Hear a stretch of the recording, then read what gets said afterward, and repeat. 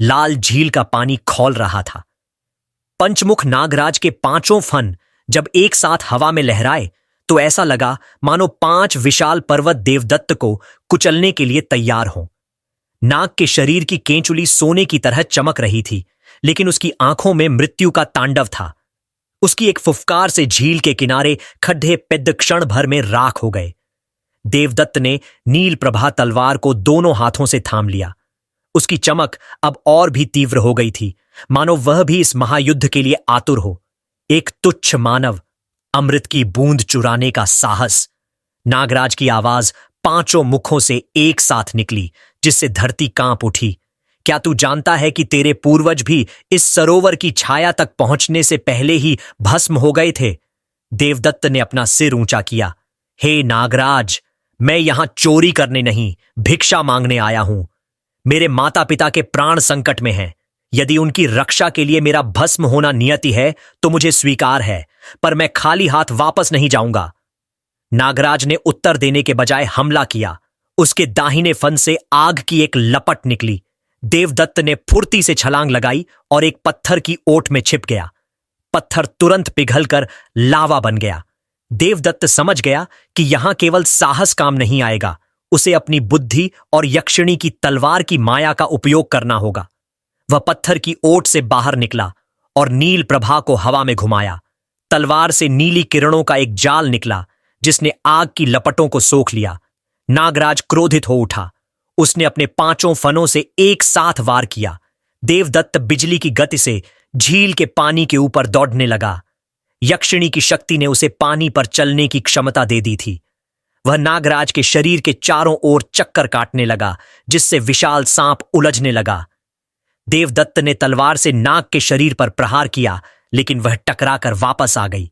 नाग की खाल किसी भी दिव्य धातु से अधिक कठोर थी। मूर्ख, मुझे शारीरिक बल से नहीं जीता जा सकता, नागराज गरजा।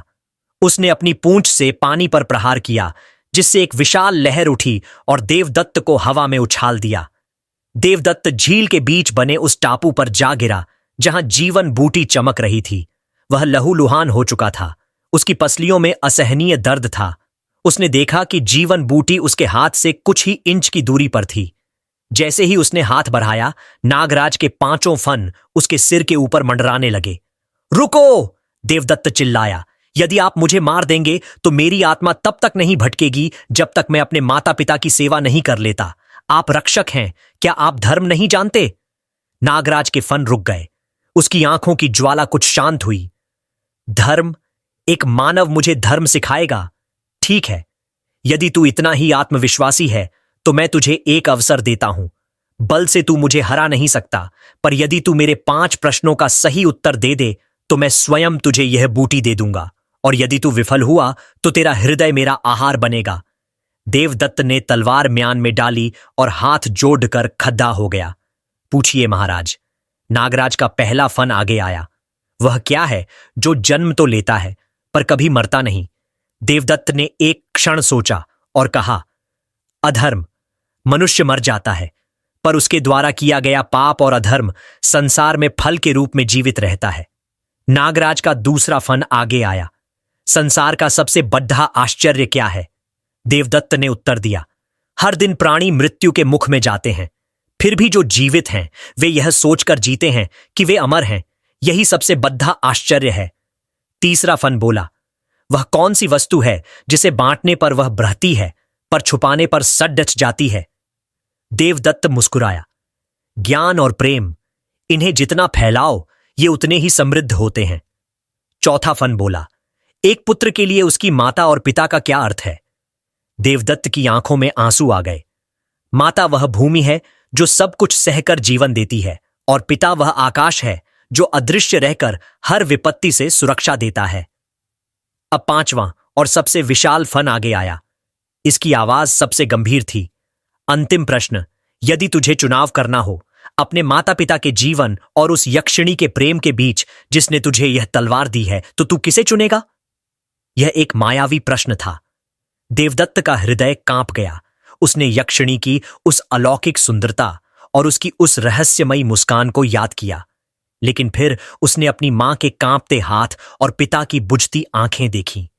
मैं अपने माता पिता को चुनूंगा, देवदत्त ने दृढ़ता से कहा। प्रेम बलिदान सिखाता है, स्वार्थ नहीं। यदि वह यक्षिणी मुझसे सच में प्रेम करती होगी तो वह मेरे इस निर्णय का सम्मान करेगी, और यदि वह क्रुद्ध होती है तो ऐसा प्रेम मात्र एक बंधन है। नागराज के पांचों फन धीरे धीरे झुक गए। उसने अपनी दिव्य शक्ति से एक शीतल हवा चलाई जिससे देवदत्त के सारे घाव भर गए। जाओ पुत्र, तू न केवल साहसी है बल्कि तू धर्म का झाता भी है। यह जीवन बूटी अब तेरी हुई, नागराज ने कहा और झील के गहरे पानी में समा गया। देवदत्त ने अत्यंत सावधानी से वह सुनहरी बूटी तोड़ी। जैसे ही उसने उसे छुआ, पूरी झील का रंग लाल से नीला हो गया।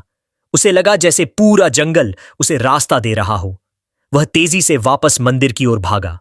सूरज की पहली किरण निकलने में अब कुछ ही समय शेष था।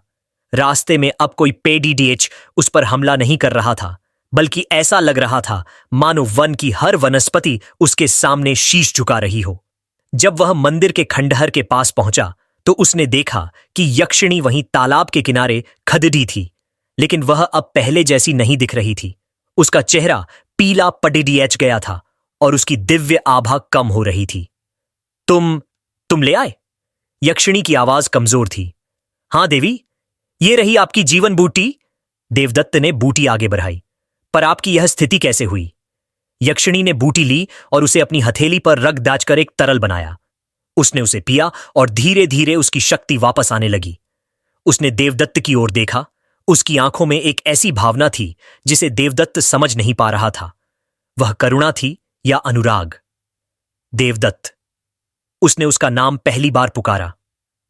तुम जानते हो कि नागराज का अंतिम प्रश्न क्या था? तुमने अपने माता पिता को चुना। क्या तुम्हें बुरा नहीं लगा कि तुमने एक ऐसी शक्ति को ठुकरा दिया जो तुम्हें अमर बना सकती थी, जो तुम्हें इस तुच्छ जीवन से ऊपर उठाकर मेरे साथ इस मायावी लोक का राजा बना सकती थी? देवदत्त ने सिर झुका लिया। देवी, अमृता का क्या लाभ यदि वह अपनों की चिताओं पर खड्डेड्डी हो? मुझे मेरा छोटा सा घर और मेरे माता पिता का आशीर्वाद ही चाहिए। यक्षिणी उसके करीब आई। उसने उसके चेहरे को छुआ। उसका स्पर्श अब बर्फ जैसा ठंडा नहीं बल्कि अग्नि जैसा गर्म था। तुम्हारी यही सादगी मेरा सबसे बद्धा आकर्षण बन गई है। मैंने हजारों सालों में तुम जैसा मनुष्य नहीं देखा।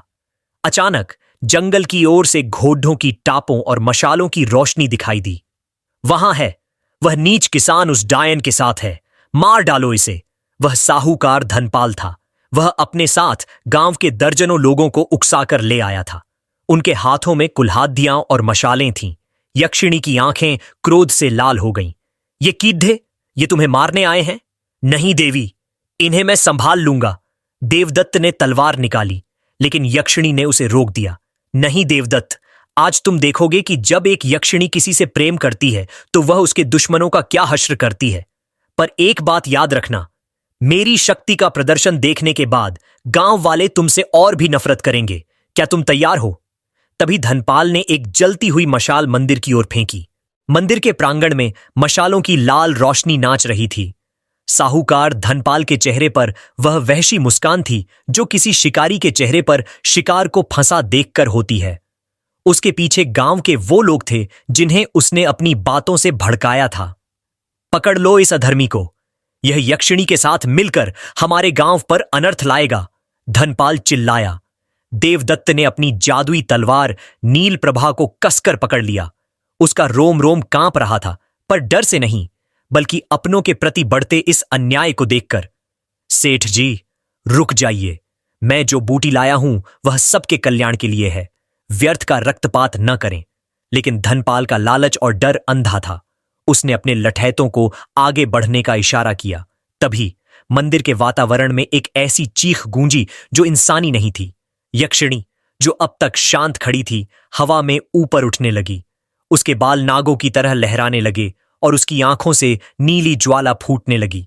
आकाश में अचानक बादलों का ऐसा तांडव शुरू हुआ कि मशालें बुझने लगीं। तुच्छ मनुष्यों! यक्षिणी की आवाज बिजली की कड़क जैसी थी। तुमने उस व्यक्ति पर हमला किया जिसने तुम्हारे गांव के लिए अपना जीवन दांव पर लगा दिया। तुमने उस पवित्र प्रेम का अपमान किया जो एक पुत्र अपने माता पिता के लिए रखता है। उसने अपना हाथ हवा में लहराया। एक प्रचंड बवंडर उठा जिसने धनपाल और उसके साथियों को तिनके की तरह हवा में उछाल दिया। वे चिल्ला रहे थे, माफी मांग रहे थे, पर यक्षिणी का क्रोध चरम पर था। वह उन्हें भस्म कर देना चाहती थी। देवी रुकिए, देवदत्त चिल्लाया। वह यक्षिणी के पैरों के पास गिर गया। इन्हें मत मारिए। यदि आप इन्हें मार देंगी तो मेरे और इनके बीच क्या अंतर रह जाएगा? घृणा का उत्तर घृणा से मत दीजिए। यक्षिणी के क्रोधित नेत्र देवदत्त पर टिके। ये तुम्हें मार डालना चाहते थे देवदत्त, पर मैं जीवित हूं और मैं चाहता हूं कि ये भी जीवित रहें ताकि ये देख सकें कि प्रेम और त्याग क्या कर सकता है। देवदत्त ने करुणा भरे स्वर में कहा। यक्षिणी का क्रोध धीरे धीरे शांत होने लगा। देवदत्त की करुणा ने उसकी सदियों पुरानी कठोरता को पिघला दिया था।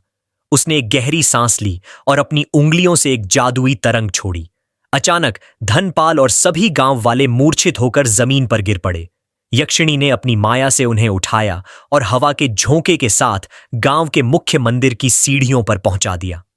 उसने उनके मस्तिष्क से उस पूरी रात की यादें मिटा दीं। उन्हें केवल इतना याद रहने वाला था कि वे मंदिर में पूजा करने आए थे और वहीं सो गए।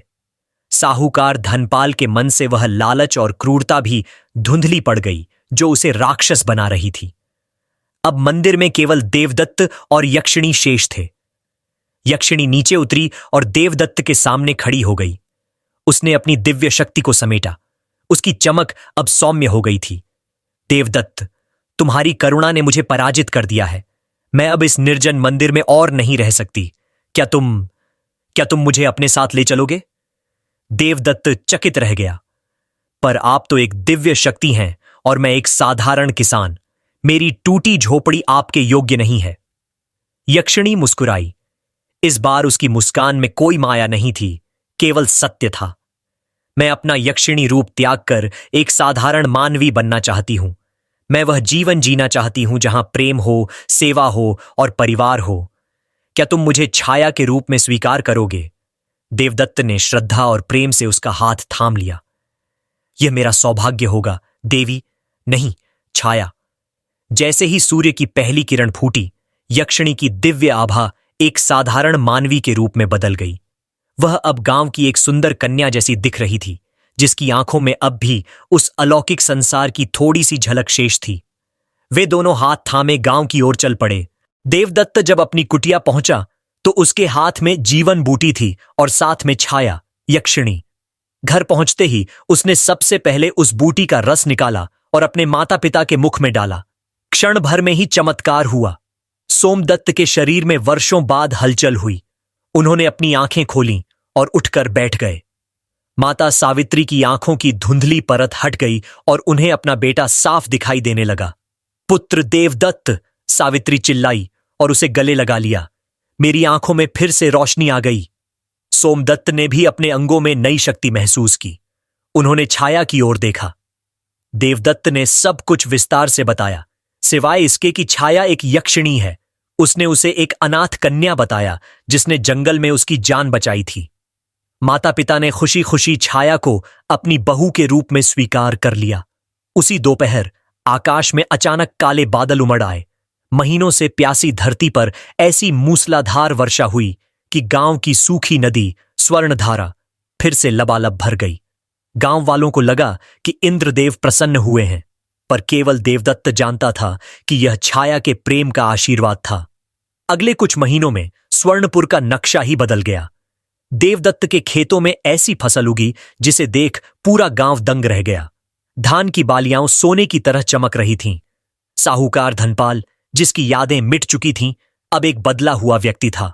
उसने खुद आकर देवदत्त से माफी मांगी और उसकी जमीन के कागजात वापस कर दी। समय का चक्र अपनी गति से चलता रहा। देवदत्त और छाया का विवाह संपन्न हुआ। उनके जीवन में खुशियों की बहार आ गई। कुछ वर्षों के भीतर उनके 2 सुंदर बच्चे हुए। एक पुत्र जिसका नाम उन्होंने आर्यन रखा और एक पुत्री जिसका नाम निलय रखा। आर्यन में अपने पिता जैसा साहस और बल था, जबकि निलय में अपनी माता जैसी सौम्यता और एक विशेष चमक थी। छाया ने अपने यक्षिणी होने का रहस्य कभी किसी को नहीं बताया, पर उसके बच्चे अक्सर जंगल के पशुओं से बातें करते थे और उनके हाथों से सूखे पौधे भी हरे हो जाते थे। गांव में अब कोई गरीब नहीं था।